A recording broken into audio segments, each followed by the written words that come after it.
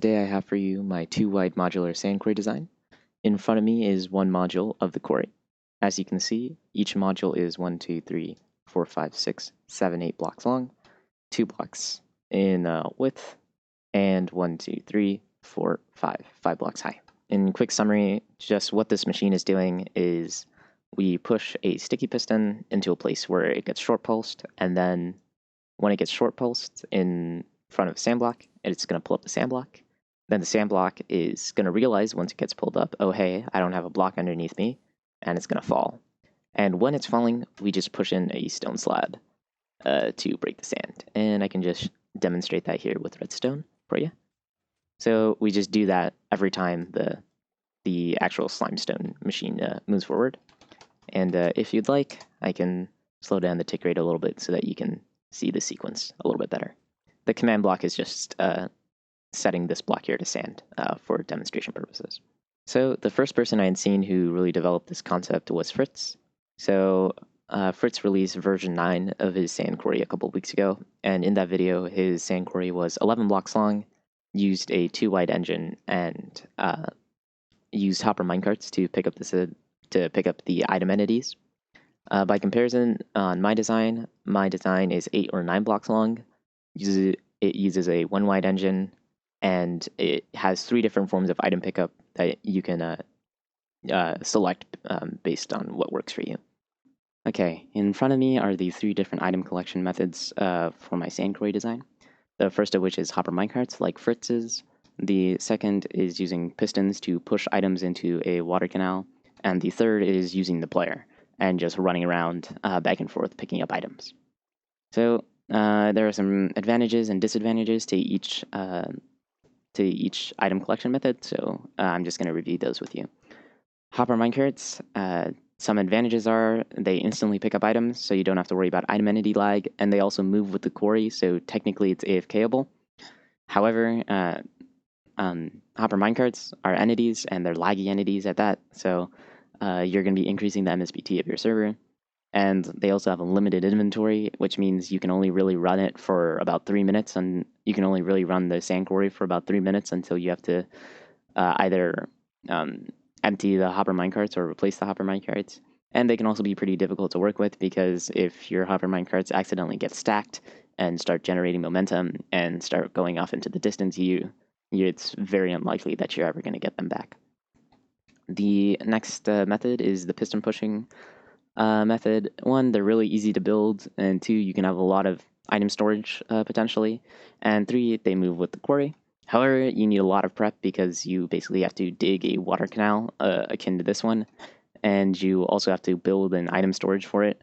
And also, they don't really move the entities very quickly, because we basically have to an item that's all the way over here has to be pushed over 1 block at a time all the way down into this water stream, and then it has to go all through the water stream to the end of the storage. So that takes a lot of time, which means you're going to have a lot of item entities, and that can really lag out your game. And the other thing is that it's pretty expensive in materials, because you're going to need quartz for observers, you're going to need slime for the slime blocks, and you're going to need honey blocks and pistons, so a lot more materials for using this system. And the last system, and also the system that I personally recommend, is just using the player. So the player has a lot of inventory space, especially if you use shulker boxes. So each shulker box can contain 1,728 items, and the player can hold 36 shulker boxes. So that means the player can theoretically hold more than 50,000 sand in the player's inventory. And also the player can pick up items pretty quickly, similar to the hopper minecart, so you don't really have to deal with item entity lag. The only item entities are basically going to be as you're running towards them. And the only real disadvantage to using the player is that it's manual, so you can't AFK at the sand quarry as it's moving forward. So you have to be running around picking up items, which can be a little bit tedious. So now let's look at some rates. So on this board, I have a little bit of stoichiometry for you. So each 2-wide slice breaks 2 sand per meter traveled, and the engine runs at 1 meter per 10 game ticks. So that means the engine is operating at 2 meters per second because of 20 game ticks in a second. So if we're moving at 2 meters per second and we break 2 sand per meter traveled, then that means we're going to be breaking 4 sand per second per 2 wide slice. However, there's another consideration for rates, and that is space efficiency. So every 2 blocks in width is going to be only 1 extra block in length. But every 1 block in height, so that's mining 2 layers as compared to 1 layer, is going to be an extra 10 blocks in length. So what that means pragmatically is that mining 1 layer with 16 slices is going to get you 64 sand per second, and at 15 by 32 by 5 in terms of space volume. However, mining 4 layers with 4 slices is also going to be 64 sand per second, but it's going to be 7 by 40 by 9, and that's about 120 blocks larger. So that's about 120 blocks larger than mining at 16 slices, only at 1 layer. So what I'm trying to get at here is that I think it's much more pragmatic for you to only build this machine for 1 layer and just build it fairly wide, and then use the player to just run across the edge of the machine and pick up items as you go. And also, if you're only building 1 layer, you normally don't need as much digging because you wouldn't have to dig as far into the sand to make sure the engine doesn't get stuck. I'd just like to quickly showcase some alternatives to gathering lots and lots of sand, as well as how the sand quarry compares. So obviously there's Instamine. So Instamine, you are capped at mining 20 blocks per second because you can mine 1 block per tick with Instamine. So 5 of the 2 wide tiles will already equal Instamine, and any tiles you go above that will be greater than Instamine. Next up, you have end portal duping. So end portal duping can produce 108,000 sand per hour. If you want to compare hourly rates, you can use 10 2 wide tiles, and that'll equal the amount of sand you get from duping. However, duping is renewable, so you don't have to rebuild the tiles every time you run out of desert, or you need to build the next layer per se. And if you are interested in end portal duping, I will link to VK Tech's Overworld and Endside portal dupers for all gravity blocks. And the last way to get sand, and is actually the only renewable way to get sand within game mechanics, is the Wandering Trader, but that's simply not viable because the Wandering Trader will spawn once every 20 minutes, and there's like a 1 in 100 chance that it gives you a sand trade, and the sand trade will only give you 64 sand at most, I believe. So there is no question, and it is without a doubt, that this sand quarry beats waiting around for a Wandering Trader. Before I continue and show you the design I think is most practical for survival, I just want to show you that this design here, this really small design, has a little bit of a flaw, and it has to do with non-gravity blocks. So if you stop the farm at such a time when there are going to be 2 non-gravity blocks in this position, what's going to happen is that these blocks are going to get pushed up, and now this piston is going to be here, and you're going to have to basically break this out and reset it. We can reset this piston, which can be evidently very uncomfortable, and just rebuild that. Okay, so that's one flaw with this design. And basically the only way to really circumvent it is at your endpoint, you just have to create a little trench, and just make sure that you get rid of any sandstone or regular stone that might be in the way of the machine. Only towards the end though, so you don't have to do that for every block, otherwise the machine would be pretty pointless. If you were still interested in building this really compact version of the sand quarry, I've expanded it out a little bit, so in the world download, so it'll be right next to the sand quarry, as you can see. Basically, these glass panes here, all they represent is where 2 parts of the machine would connect. So, for example here, the slime block would connect to this sticky piston, as shown by the glass panes. If we look over here, on the top face of this honey block is going to be this observer. On this back face of the honey block is going to be this piston, and on the side face of the honey block is going to be this honey block. And from this honey block, it'll connect to this honey block, and basically you can get the pattern. I'd also like to show that there is a built-in stop mechanism, and that's placing a redstone block at one above the layer of sand that you're mining. And there is also a start mechanism, that is right-clicking this note block, and this note block will actually get pushed along by this piston. So the system will always reset itself so that it can be started again. And if you want to start the machine, what you have to do is you have to break this redstone block and then right-click this note block, and that'll activate this observer, and this sticky piston will push. But right now I have it set so that none of the pistons are going to push, just so that you can actually build the farm without making mistakes. Now let's take a look at the design I think that is most practical for people to actually build in their own worlds. So this design is 1 block longer, 1, 2, 3, 4, 5, 6, 7, 8, 9. However, it does get rid of that one flaw, which is that if items were to land on, or if non-gravity blocks were to get onto this piston, it would push these pistons up. But as you can see, when it's in the static state, these two pistons don't even interact with each other. So basically, this system here is a lot less fragile, and it'll be a lot more reliable over time. Even though that it's 1 block longer, I think this is the system that people should go for, and I don't think that you should layer this system. I think you should just build it out towards the side. And this system is actually designed such that you could run around at the bottom here as the player and pick up item entities as they go. And another nice little thing about this is that because these trapdoors are getting pushed along and the item entities are also going to get pushed along by these pistons, you aren't going to get lots and lots of item entities because the item entities are going to stack. So as you can see here, this is only 1 item entity, while if I were to throw 2, then that'd be 2 item entities, and that'd basically double the amount of lag that's happening on the server.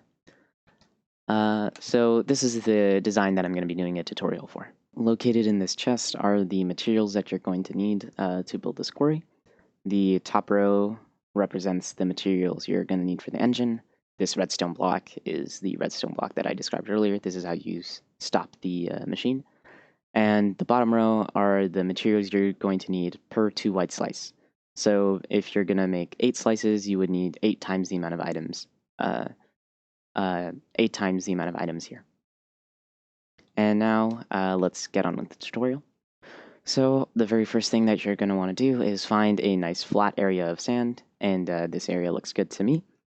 And now what you're going to want to do is you want to clear out a little bit of space, and I will get back to you once I've cleared out my space.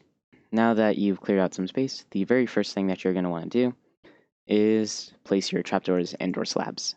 And you're just going to want to place them in a little pattern like this. Next thing you're going to want to do is take your pistons and place your pistons facing the trapdoors and 1 block away, just like this. Now take some solid blocks that you have just laying about and build them in a pattern just like this. So it goes 2 blocks and 3 blocks, 2 blocks and 3 blocks. So here would be 2 blocks and 3 blocks, 2 blocks, and then 3 blocks. And now you are done with the very first layer of the sand quarry. Now we are going to build the second layer of the sand quarry. You want to place observers 1 block behind and 1 block up from your original pistons. And then on the output of these observers, place some more pistons looking up. Now behind these observers, you're going to want to do a little pattern. So honey block, glazed terracotta, 2 slime blocks. Honey block, glazed terracotta, 2 slime blocks, and you just want to repeat this pattern down until the end of your quarry. So however many tiles you have, you just repeat that pattern. And now we are almost done actually. We have 1 more step. You want to put pistons on the side of these slime blocks, just like so. And I believe now we're done with the second layer of the sand quarry. All right, setting up for the third layer. You just kind of want to mimic this observer pattern again and do the pistons all over again, just like so.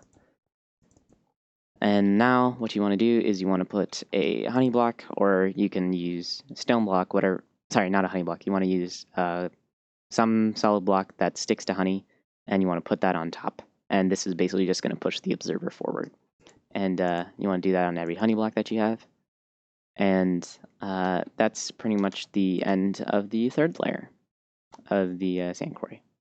So the next thing that you're going to want to do is build the actual head of the machine. So that's the part of the machine that's actually going to pull up the sand. And the way that you do that is you want to come 3 blocks up from your trapdoors and place slime blocks like this. Then place 2 sticky pistons like so, and then 2 more sticky pistons in the back. Then you want to come above and place an observer here. And then place a little temporary block there, and place an observer on the side. And then place a piston here, and then you can continue this pattern like that.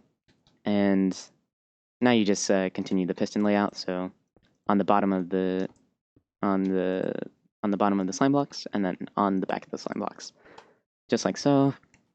And now you want to place your observers. Place your observers like this, and then place more observers up on the top, just like that. And now you're done with the head of the machine. Alright, so now that you're done with the head and the chassis of the machine, you're going to want to come around and build the tail of the machine. So the way you want to start that off is place a temporary block, place a piston, and then on top of this piston you want to put a slime block. Then you want to come around to the back, place a sticky piston, and then continue a little pattern of sticky piston and slime blocks, just like this. So sticky piston, 2 slime blocks, sticky piston, 2 slime blocks. And because we've reached the end of our design here, we're actually going to put in an extra slime block. Now the next thing that you want to do is you're going to want to basically analog this piston over to the other modules. So that'd be placing the piston here, and then placing a piston here. And because we're at the end, we're just going to place another piston like that.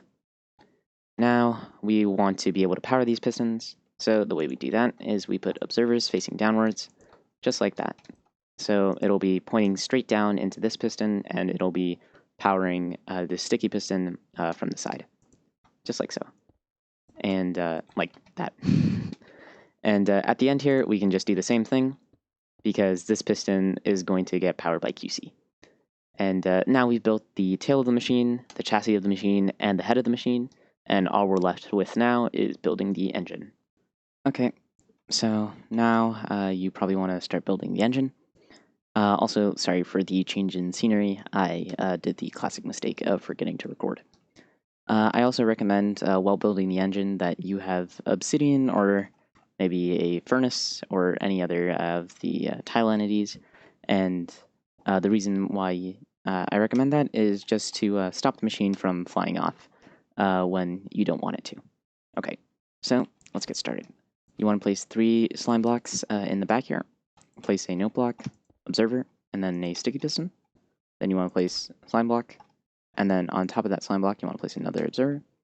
Then you want to place a piston, and underneath the slime block you want to place another sticky piston like this, and then you want to place an observer pointing into the sticky piston. At this point, this is where the immovable block comes in handy. On the face of this observer, you want to place a note block, and that's just a safety measure, just in case the machine gets disjunct somehow. Next thing that you're going to want to do is you want to place a piston here. So this piston is going to be how you stop the machine, by putting a redstone block there. It's also going to activate these 2 pistons, but that's fine, because the machine is going to be stopped anyways. Next thing that you're going to want to do is place 2 glazed terracotta like that, and at the end, just put a little slime block here. And that's so that this piston will push all of the heads of every module forward by 1. Next thing that you're going to want to do is just do some little checks. So make sure that you have the glass blocks, pardon me, make sure you have the glass blocks in the back here. So 2, 3, 2, 3, 2, 3. That looks good. Engine looks fine.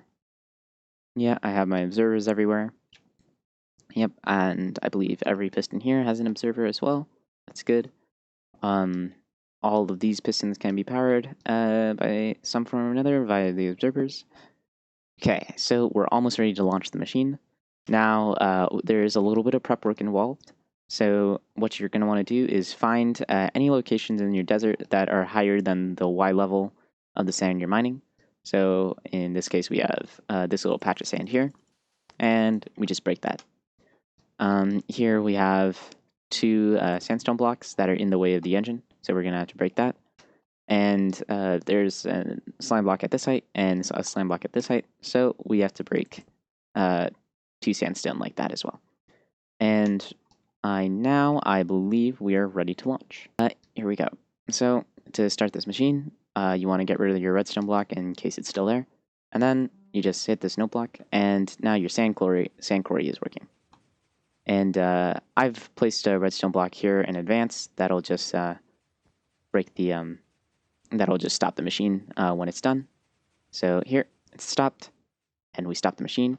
And now I, the player, can just run through and just pick up all the sand that the machine mined. So in that short little bit, it looks like I picked up 3 stacks of sand. So yeah, that's it for this sand quarry.